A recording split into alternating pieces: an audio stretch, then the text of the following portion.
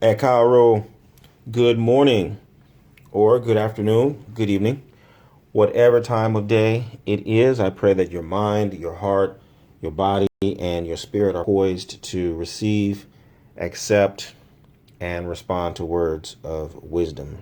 Ashem. So I'm on location in Boston, Massachusetts for a few days, and I'm right downtown, and I'm used to walking, so I hadn't walked for a couple of days. But this morning, my spirit just took me out. I just had to walk, and I just found myself walking in no particular direction, and I ended up at the at a port. Right, it's easy to do. This Boston is surrounded by water, so it's like a peninsula. But I ended up at a port, and as I started to approach the port, my first response was, "Oh yeah, great water," because I'm from California and I'm used to living close to the water, and typically I would go out to the water and say my prayers and meditate, And so I haven't been able to do that since I moved to Atlanta. But that was my first thought when I saw the water. I was like, yes, it's been such a long time. So I went to the water, but immediately I was struck by the difference. It's just the feel of the water is different. And I thought, oh, yeah, this is a different kind of a port. And I started to think, yeah, my ancestors would have seen this port and would have been facing the east and remembering home. And I'm sure that if I'm excited about making prayers, I know that they were dispatching some hardcore prayers back across this water, across the Atlantic Ocean, back to Mother Africa, begging the ancestors to come and get them.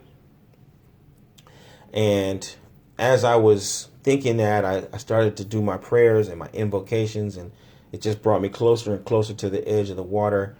And lo and behold, I stumbled upon this monument, UNESCO, the Black Liberation Trail.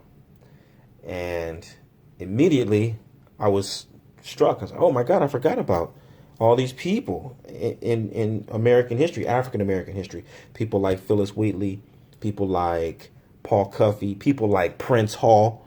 Right, I had totally forgotten that they were here in Boston. We know about Crispus Attucks. We talk about him a lot. But I had forgotten about people like Phyllis Wheatley, Paul Cuffey, and Prince Hall. And so I started to read up on this monument.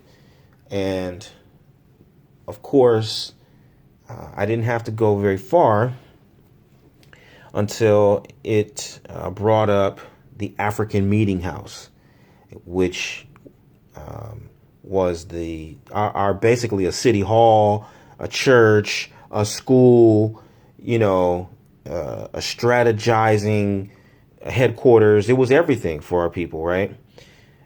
And immediately it brought me back to being in Charleston, South Carolina, which is where I was a couple of months ago. And I found the same thing. I went to a museum. There's the what they call the Old Slave Mart. If you ever have a chance to go down to Charleston, South Carolina, very great history there, and you see the same thing. As far back as the 1600s, our people were building. They were creating organizations and building institutions, and educating their children and maintaining their spiritual well-being through the church, which was the only medium available for them at the time. But what it really brought home for me is my role, right? When I read about what Prince Hall did and his son Prime Hall here in Boston in establishing this African meeting house and building the first public school for African American children, I'm reminded of who I am in the legacy of African liberation. As an educator, it's my job, it's my duty to teach, and I do it because I love it, but I also do it because that's how I serve, That's how I report for duty. That's how I honor the ancestral promise. And I feel like we as African people here in the United States can never lose sight of the fact that we're prisoners of war. We didn't come here voluntarily. We're not migrants, right? We didn't come here on looking for certain kinds of visas or looking for certain kind of work opportunities or fleeing some kind of war-torn political upheaval. Nothing like that. We were stolen, and we were stolen as a result of our people in various segments of the continent losing again and again and again, and more and more of our people being stolen for hundreds of years. And as captives of war, we've been tortured, and we've been brainwashed, and we've been treated as captives of war are treated. And some of that, the effects of that, has left us with a sort of a partial memory. Some of us have come away from the experience with the idea that, oh, well, I'm just an American. I belong here. This is all mine. And the American Revolution and Paul Revere and Samuel Adams and Benjamin Franklin and all these people who were fighting for, love, happiness, and the pursuit of whatever, those were my people.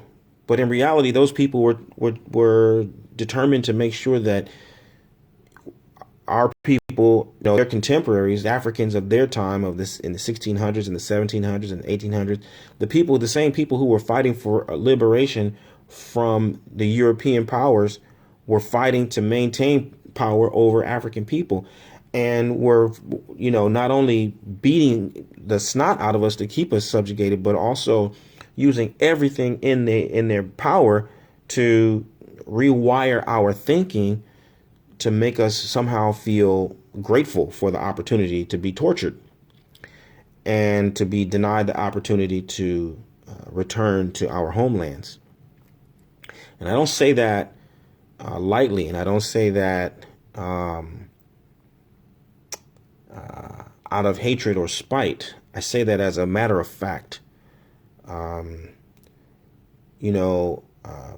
Here, Paul Cuffey is credited for having the first Back to Africa movement, the first recognized and noted Back to Africa movement, where he was working to bring our people back, and they were successful, right? This is how Liberia and Sierra Leone were established, in part, right? Of course, it wasn't Paul Cuffey by himself. It was a concerted effort, but he led this movement. And so Paul Cuffey had his role. And as I mentioned, Prince Hall, who we know as was a powerful Mason and passed on the legacy to his son, Prime Hall, he also was dedicated to education. And so he didn't try to lead the people back to Africa. He tried to fight for liberation for the people here through education and through institution building. And so what I'm really trying to convey here is that all of us, if we're businessmen, or if we're politicians, or if we're warriors, or if we're bankers, or if we're priests, or if we're educators, we only have one goal. We only have one purpose. We only have one function, and that is to free ourselves. There are no contradictions. There isn't any such thing as a fight between Dr. King and X. Anybody who says that is a clown and should be ignored. There's no fight between Garvey and Du Bois, or Du Bois and Booker T. Washington. People who perpetuate those stories are silly. They should be ignored. There's no conversation to be had with such people.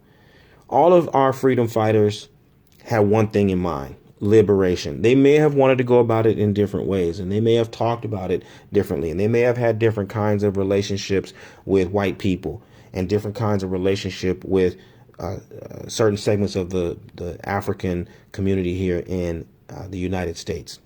But that does not diminish the fact that they were focused on one thing, and that is liberation. Now, my brand of liberation may not be the same as yours, but it doesn't make us enemies. It doesn't even mean that what we're doing is contradictory to one another. It just means that we have different approaches. But never let the brainwashing and the torture and all of the things that we suffer as prisoners of war distort your thinking to the point that you are under the impression that there's only one pathway to freedom, and it has to be your way, right? That's childish. That's silly. That is not deserving of the efforts of our ancestors. And so within the practice of Orisha lifestyle, this is supremely important because our job is to invoke the spirit of the ancestors and to continually download the will of the ancestors and recall the ancestral promise, to activate the ancestral memory so that we don't lose track. We, as the embodiment of African spiritual liberation, must be able to hold the different aspects and the different perspectives in one body. We have to be able to hold the different, divergent approaches in one, in one crucible. They all come together within our people, within our community. We have to keep all those different perspectives alive. We have to honor all of those perspectives because they belong to all of our ancestors. And everybody won't do the same thing. Everybody won't do the same thing. It's where you find people who do it a different way. You wish them well.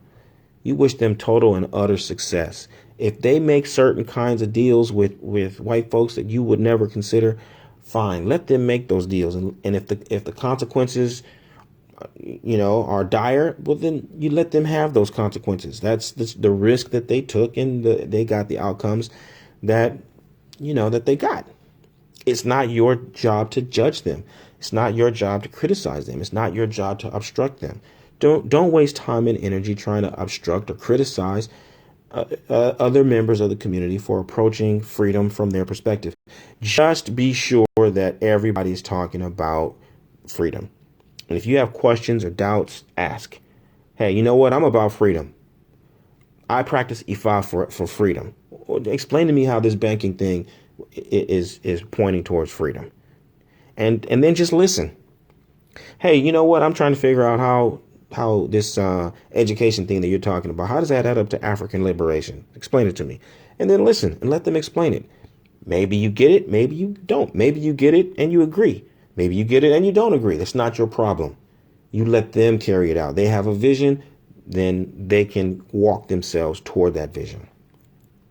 But I am supremely encouraged and inspired by my own spirit walking me to the port today and reminding me of the great efforts of people like Paul Cuffey, like Phyllis Wheatley, like Crispus Attucks, like Prince Hall, for reminding me of the significance of the African Meeting House and allowing me to actually walk right up to the African Meeting House and take a look at this historic building and institution that was dedicated to African liberation through education. And so I pray that your ancestors will continue to activate within yourself the spirit of liberation, no matter what way you pursue it. If you pursue it through labor, if your ancestors gave your lineage the task of pursuing it through food, if your ancestors gave you the inspiration to pursue liberation through fitness or through education or through money or through warfare or through, intelligence, whatever path your ancestors chose for your lineage, I pray that you will be able to look them in the eye when that time comes. And when your ancestors ask, what did you do with my sacrifice? My prayer is that you will be able to stand tall and give a nice, long, detailed list of all of the things that you did to deliver on the ancestral promise and to honor their sacrifice. Aboro aboye, aboshishe.